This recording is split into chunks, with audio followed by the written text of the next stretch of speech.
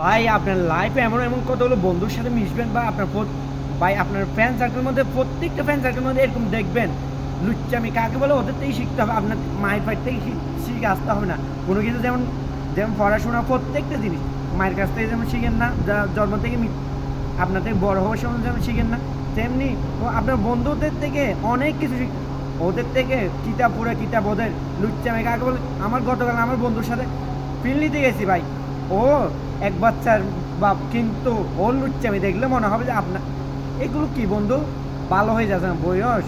এখন তুই যেহেতু এক বাচ্চার বাপ হয়েছিস, তার মানে এখন এক পা মাটিতে এক পা উপরে, অন্তত লুচ্চামিটা ভালো হয়ে জানা। শয়তানের বাচ্চা লুচ্চামি করস না তোরা, এগুলো করে কি করবি ভাই? একসময় মরবি, মরার বয়টাই নেই তোদের, মরার অন্তত মরার বয়টা আন না, আনলে তো অন্তত এগুলো লুচ্চামি এগুলো করতে ইচ্ছে করবে না ভাই। এখন তোর বিয়ে করছো, অন্তত যারা যারা করছে ওদের, যারা করে না ওদের যদি লুচ্চামি করে একটা বাইক খাওয়া যাবে, মার্কেটে কিন্তু খাওয়া যাবে, কিন্তু তুই যে লুচ্চামি করতেছিস এটা কিন্তু সারা যাবে না বন্ধু। এই জন্য বলতেছি শয়তানি না করে অন্তত বিয়ে করছো, বউকে সময় দে, একবার না 10 বার কর প্রয়োজন হলে, তবু বউকে দেয়। এই লুচ্চামি বাই না করে বউকে দেয়, অনেক ভালো হবে। তুই বউ আদর করবে, তুই রিটার্ন দিবে, রিটার্ন ফিডব্যাক হিসেবে ওইগুলো দেবে। তুই লুচ্চামি না করে বন্ধু ভালো হয়ে যা। আমি বলতেছি বন্ধু হিসেবে অন্তত মেনে নেয়।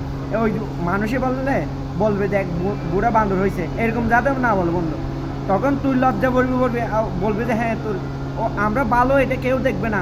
এখন লুচ্চামি বলবে, লুচ্চামির সাথে ও শিখে গেছে এটা বলবে। এই জন্য বন্ধু বলতেছি অন্তত ভালো হয়ে যা, বয়স অনেক হয়েছে, এখন এক পা মাটির অন্তর মরা বইটা যদি তাকে অন্তত ভালো হয়ে যায়। আপনার লুচ্চামি বন্ধুদেরকে মেনশন নেন ভিডিওটা।